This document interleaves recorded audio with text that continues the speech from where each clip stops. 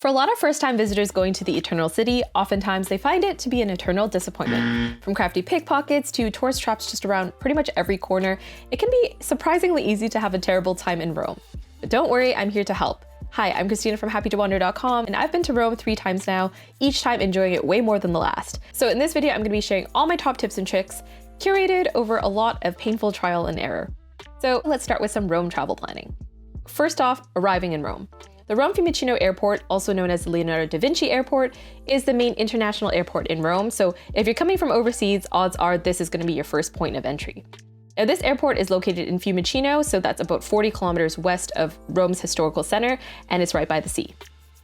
Getting to the city center from this airport can be as quick as 32 minutes if you take the express train, but there's also different regional trains that are cheaper, and it can take up to an hour in that case.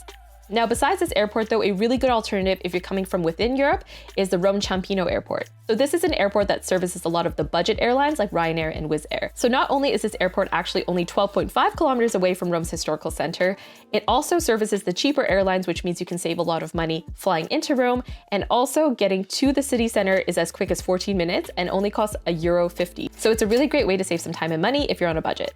Now, in terms of when to go, definitely avoid peak season. I've personally been to Rome in June, July, and January, and by far the January temperatures and crowds were the most manageable and enjoyable. Not only are July and August extremely popular times to be visiting Rome, it can also get super hot, and so sightseeing when it's scorching out is really difficult, and trust me, in Rome you're going to be sightseeing a lot. So definitely try to avoid the heat of the summer because it's not comfortable at all. In terms of accommodation, another tip I have for you is to book your hotels as early as possible. And this is just because I found personally that there's not a ton of great hotel options in Rome. There's a lot of places that are a lot older, and even though there's a ton of hotels, the good ones that are good value for money aren't super numerous. So what I would personally recommend is booking a hotel as soon as possible. I'd also recommend trying to stay somewhere central and prioritizing location over other factors like price. And that's just because Rome is so densely packed with amazing sites that being able to explore as soon as you leave the hotel is priceless. And also public transportation in Rome is not the most reliable. I'll be talking a bit more about that later. So just keep that in mind. Time is money. If you're prioritizing your needs for accommodation, I highly recommend prioritizing location over anything else. Another tip is to consider booking an airport hotel if you're going to be flying out of the city really early in the morning. So as I previously mentioned, hotels in central Rome tend to be really expensive and not great value for money. In contrast, Fiumicino actually has a lot of great hotel options and they're really affordable. We got to stay at this hotel for €66 a night and it even had a pool. So if you're flying out really early or maybe you're arriving quite late, it does make sense to book a hotel in Fiumicino just because it's actually quite a nice town on its own. It's right by the sea. There's a lot of nice restaurants. And so I would definitely consider doing that because you can save a lot of money and it's actually just way smoother to be super close to the airport the morning of your departure. Now let's tackle some Rome transport tips and tips for getting around.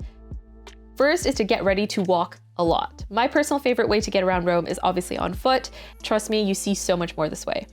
I also find that using my own legs is oftentimes more reliable than Rome's public transport system, especially the buses. I feel like the buses there are not reliable at all, and if you're going to use public transport, I would highly recommend sticking to the metro. Now, when you're walking around Rome, one thing to be really careful of is crossing the street. Crossing the street in Rome is honestly one of the most stressful experiences for no reason. And I do think it's because Roman drivers really do not care that much about pedestrians. And so I've anecdotally heard that if they see you and make eye contact with you, that to them is a sign that you've seen them. So they're just going to keep going. So what I personally do, because I'm still so bad at this, is I'll just wait for someone who's really confident, preferably a local, and I'll just follow them out into the street and walk next to them, because otherwise it's really hard to figure out when you can safely cross because these drivers just don't stop and it's very chaotic and scary. In terms of public transport, you should know that bus tickets and metro tickets are in fact the same. And so you usually buy them for about €1.50 and then they're valid for 75 minutes after you validate them. Now, in addition to buying your tickets, you have to remember to validate them as well. That's because when you're in Rome, if you don't validate the tickets, then they don't actually count. So if you have someone coming in to check your tickets and it's not been validated properly, you're still liable to get fined. And this applies not only to public transport within the city, but also for your train tickets as well. So if you are at a train station and you have a physical ticket that you need to validate, make sure you do that in the machines before you get on the train, otherwise it won't count. That said, if you do plan on using public transport a lot, there are 1-day, 3-day, and week-long passes that you can buy, but of course don't commit to this unless you really think you're going to be using public transport a lot. Another way to get around, of course, is by taxi. If you're in a bigger group, sometimes it can really make sense. In that case, what I would really recommend is downloading an app called Free Now. This is basically Uber, except you're calling licensed taxis. And so that way you can order a taxi really easily from an app, and you can also see how much that total charge is going to be roughly, so that you're not as susceptible to getting scammed, which is quite common in Rome, unfortunately. All right, now let's move on to Rome tips for attractions. So first off, you have to be prepared for a lot of construction and renovations. Rome is an ancient city, as you know. That's kind of the reason most people go to visit it. But at the same time, that means there's constant maintenance that needs to be performed on all these very famous monuments. And so just be prepared for that. Odds are you've seen photos of the Colosseum, you've seen photos of all the sites, but when you see it in real life, there might be a portion of it or large portions of it that are covered in scaffolding, and there's nothing you can really do about it, but just, you know, temper your expectations. Make sure you're not going to be completely devastated if you see parts of things are covered, because it does happen. Another important thing to keep in mind is that there is a strict dress code for churches in Rome. So if you plan on visiting any churches while you're there, you have to make sure that your knees are covered and also your shoulders are covered. Now, if you're visiting in the summer, the best way to ensure that you're always abiding by these rules is to wear a longer skirt or longer pants, and also having a light scarf in your bag at all times. That way, if you ever walk into a church and you realize your shoulders aren't covered, you can just drape it over. Another thing you need to make sure you do is buy your tickets in advance. And anytime there's a skip the line option, make sure you buy it, just because time is money and it can honestly save you so much time, especially in peak season. Now, the cheapest way to get entry tickets for any of these attractions is probably from the official website. So make sure you're on the official website for that attraction. Otherwise, if you're looking for something with a tour, or you're looking for some kind of combo ticket that brings you to a bunch of places, Get Your Guide or Tickets both offer really great options. And I would highly recommend booking a guide for some of these more prominent historical attractions, just because with a place like Rome that has such an intense history, it can be really overwhelming for a first timer to kind of grasp the context of everything that you're seeing. So I definitely recommend hiring a tour guide at some point if you're going to, especially the ancient sites like the Colosseum or the Roman Forum, because it can be really tough to make sense of the ruins that you're seeing, and it really helps a lot to have kind of that historical context. Now, in terms of sightseeing passes, I would definitely think twice before buying something like the Roma Pass or the Omnia card. And I say this because even though I'm usually a huge fan of getting these city passes that allow you entry to a bunch of places for one set price, the ones in Rome aren't actually a good deal for most travelers, and that's for a few different reasons. The first one is none of the passes are actually all-inclusive, so no pass is actually going to include every single place in Rome, and most of them only include a few attractions and then discounts to the rest, so it's not a super great deal in that sense. Also, none of the passes include any guided tours either. So as I mentioned before, historical context can be really important. So it's not usually that fun to just have entry. I feel like booking a guide really helps a lot. And also a lot of the time you can already buy these tickets at a reduced price anyway. So if you're an EU citizen aged 18 to 25, for instance, you get a discount. So it's going to be cheaper if you use your discounted rate rather than using a card like this. And last but not least, these passes aren't really worth it unless you use all the benefits, including like the hop on, hop off bus, which to me isn't really the best way to see Rome. So for those reasons, I don't really think these sightseeing passes make sense when you're visiting Rome. Instead, I would recommend just booking the different things you want to see individually. Now, in terms of seeing the big attractions, one thing I would really recommend is waking up really early, especially if you're going in peak season. Honestly, if you're looking to get photos without crowds in them for any of the major sites like the Trevi Fountain or the Colosseum, you do have to wake up super early, because regardless of which season you go in, there's going to be crowds. So make sure you get up just after sunrise to explore. I promise you, you're going to feel like it's super magical because you feel like you have these places mostly to yourself. Another tip you can take advantage of is potentially visiting places just before they close. I've personally done this at the Vatican museums and found that the crowds about an hour before closing were way thinner than when you arrive even first thing in the morning, just because that's what everyone tends to do these days. So if you don't mind rushing through attractions a little bit, then going just before they close is definitely a really good idea.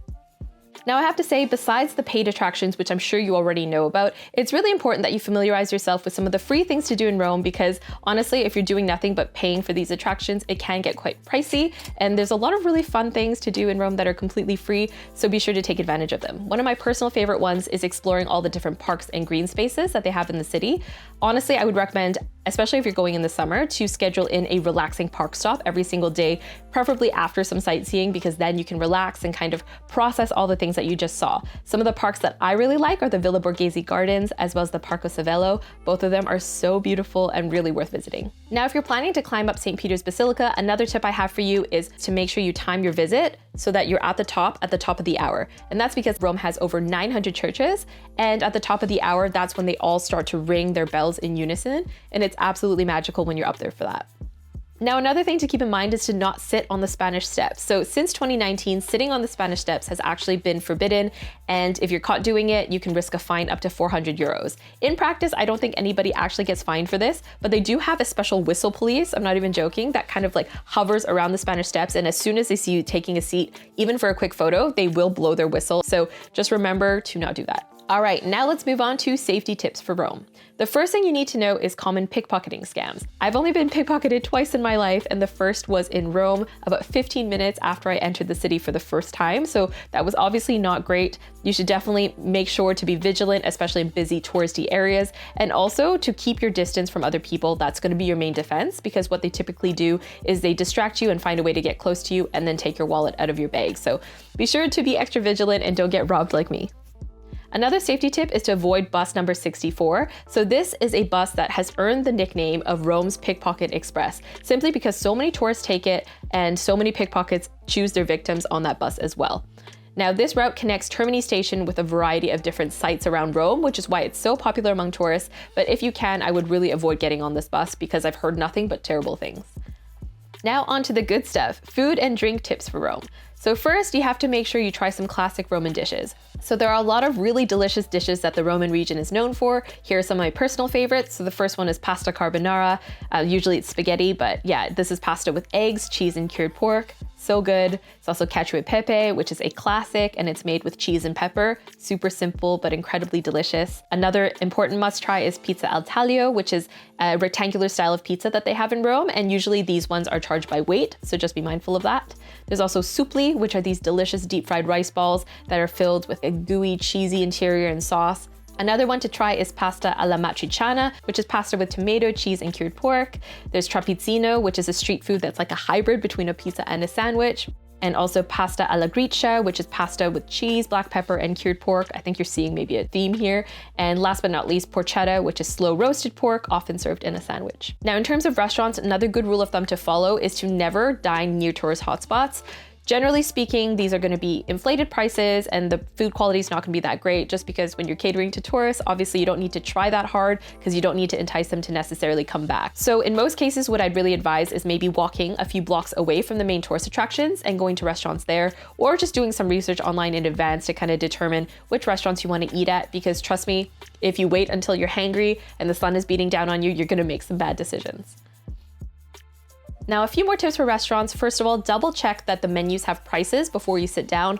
Oftentimes, this is a scam that restaurants will use to entice tourists to come in, and then they'll charge you extortionate prices. Also, make sure that you reserve tables in advance. I've noticed that Romans are really big on restaurant reservations. So if there's any particular restaurant you really had your heart set on, make sure you book a table in advance, because oftentimes they don't have spots for walk-ins unless somebody doesn't show up. If you're afraid of the phone like I am, there are some platforms that you can use to make reservations online, like OpenTable, Quandu, and also The Fork. Another thing to take note of is that water isn't free, and asking for tap water isn't really common in Italy. So when you sit down and they ask you if you want water, just be prepared to pay like 2 or 3 euros for a big bottle. I don't think that's a huge cost, but a lot of people are surprised that they do end up getting charged for it. So just keep that in mind. Another charge to keep in mind is something called the coperto and pane charge. So this is just kind of like a service fee / cover charge that includes bread. So when you see that on your receipt, don't be surprised. It's not a scam. It's just a typical charge that they do add onto bills. Now, in terms of coffee culture, if you are new to drinking coffee in Italy, there are a few things that you need to know. I cover things more in depth in my Italy travel tips video, but just briefly, you should know that coffee in Italy is typically consumed while standing up at the bar. And this is often cheaper because they do have different prices if you're drinking at the bar versus sitting down. So if you want to save money, drink your coffee at the bar like a local would. And when I say bar, I do mean a cafe. That's just the word that they use. You're not literally going to go to like a cocktail bar to drink coffee. That's not how it works. Now, the standard coffee when you order one in Italy is going to be an espresso shot. So when you say, I want a cafe, they're going to be bringing you 1 shot of espresso. And so that's obviously a really quick thing for you to drink at the bar. And it's not very typical for you to be getting big coffees in to-go cups to bring around with you throughout the day, like in North America. So just be mindful of that. Now, on that note, keep in mind that cappuccinos tend to be a breakfast drink. So don't order them after 11 a.m. or after a meal. That's not really commonly done. And also, lattes are not a thing. So latte is actually the Italian word for milk. So when you order a latte, oftentimes they'll just give you a glass of milk, which is obviously not what you want. So if you're looking for something closer to a latte, be sure to order a cafe macchiato, which is an espresso shot with some milk on top. Last but not least, here are some final Rome tips for when you arrive. So the first one is to bring a water bottle. All throughout Rome, you're gonna find really great water fountains known as nazzoni, and you can actually fill up your water bottle with this water because it's clean to drink and it's also delicious. This is gonna save you so much money and also save you your life essentially, especially when it's hot in the summer, because water is essential, trust me. Another thing to make sure you bring is comfortable shoes. As I mentioned time and time again, you're gonna need to walk a lot when you're in Rome, so leave the heels at home, bring shoes that you would be comfortable walking 20,000, 30,000 steps in. Another thing to keep in mind is you should prepare for the tourist tax. So while small, there is a mandatory tourist tax that everybody has to pay when they stay at an overnight accommodation in Rome. Usually this ranges from 3 to 7 euros, but they'll tell you typically before you check in. And a lot of people get sketched out by this, especially when it's an Airbnb, because oftentimes they ask you to pay it in cash. But trust me, this actually is a legal requirement and it's not a scam. So just keep that in mind and be sure to have cash on you in case you do need to pay it in cash. Another random tip is that public toilets oftentimes don't have a toilet seat. I've noticed that on my more recent trips, so just keep that in mind. Make sure your squat game is strong.